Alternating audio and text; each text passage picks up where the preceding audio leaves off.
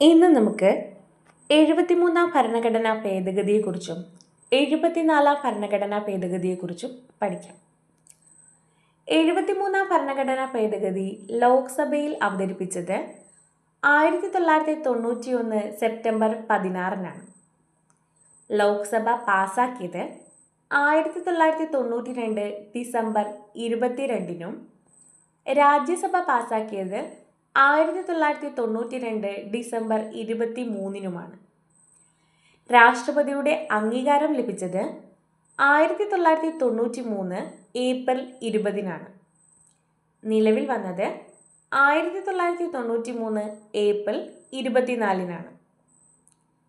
2010 മുതലാണ് ഏപ്രിൽ 24 പഞ്ചായത്ത് രാജ് ദിനമായി ആചരിച്ചു തുടങ്ങിയത്.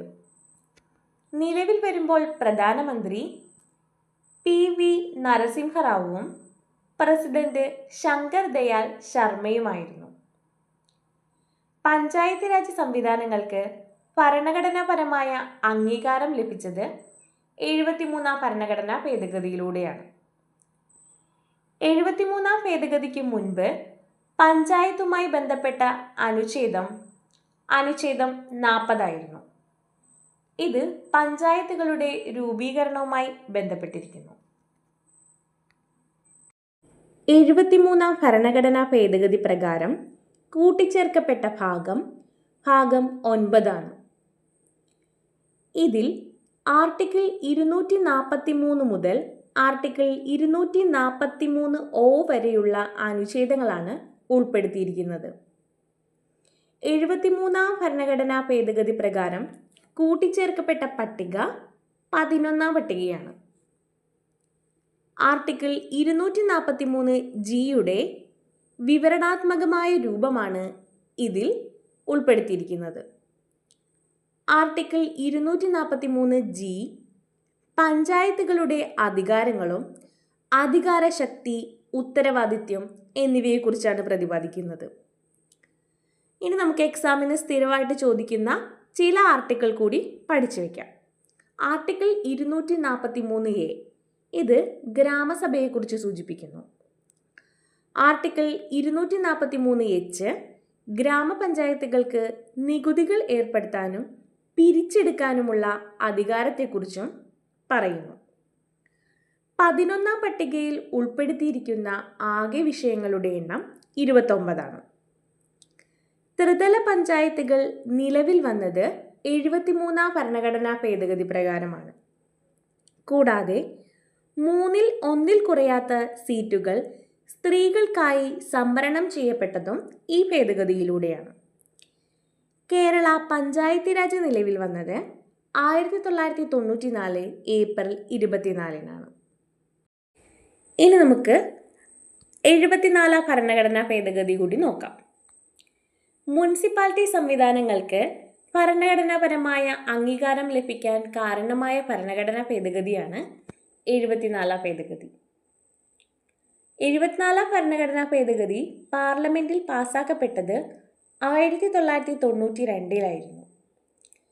നിലവിൽ വന്നത് 1993 ജൂൺ 1-ന്. നിലവിൽ വരുമ്പോൾ പ്രധാനമന്ത്രി PV നരസിംഹറാവുവും രാഷ്ട്രപതി ശങ്കർ ദയാൽ ശർമ്മയുമായിരുന്നു. 74-ാം ഭരണഘടനാ ഭേദഗതിയിലൂടെ കൂട്ടിച്ചേർക്കപ്പെട്ട ഭാഗം 9A ആണ്. ഇതിൽ ആർട്ടിക്കിൾ 243P മുതൽ ആർട്ടിക്കിൾ 243ZG വരെയാണ് ഉൾപ്പെടുത്തിയിരിക്കുന്നത്. 74-ാം ഭേദഗതി പ്രകാരം കൂട്ടിച്ചേർക്കപ്പെട്ട പട്ടിക 12-ാം പട്ടികയാണ്. 12-ാം പട്ടികയിൽ ആർട്ടിക്കിൾ 243W വിവരണാത്മകമായ രൂപമാണ് നൽകിയിരിക്കുന്നത്. ആർട്ടിക്കിൾ 243W പറയുന്നത് മുനിസിപ്പാലിറ്റികളുടെ അധികാരങ്ങളെക്കുറിച്ചും അവയുടെ ഉത്തരവാദിത്തങ്ങളെക്കുറിച്ചുമാണ്. 12-ാം പട്ടികയിലെ ആകെ വിഷയങ്ങളുടെ എണ്ണം 18 ആണ്. കേരള മുനിസിപ്പാലിറ്റി ആക്ട് നിലവിൽ വരുന്നത് 1994 മെയ് 30-നാണ്. കൂടാതെ സംസ്ഥാന തിരഞ്ഞെടുപ്പ് കമ്മീഷൻ നിലവിൽ വരുന്നതും 74-ാം ഭരണഘടനാ ഭേദഗതിയിലൂടെയായിരുന്നു. 73-74 ഭരണഘടനാ ഭേദഗതിക്ക് മുൻപ് പാർലമെന്റിൽ അവതരിപ്പിച്ച് പാസ്സാകാതെ പോയ പഞ്ചായത്തി രാജ് നഗരപാലികയുമായി ബന്ധപ്പെട്ട ഭരണഘടനാ ഭേദഗതി ചോദിച്ചാൽ അത് ഭേദഗതി 64-ഉം 65-ഉമാണ്. ഇത് ഒരു PYQ ആണ്, അതുകൊണ്ടൊന്ന് നോട്ട് ചെയ്ത് വെച്ചോണേ.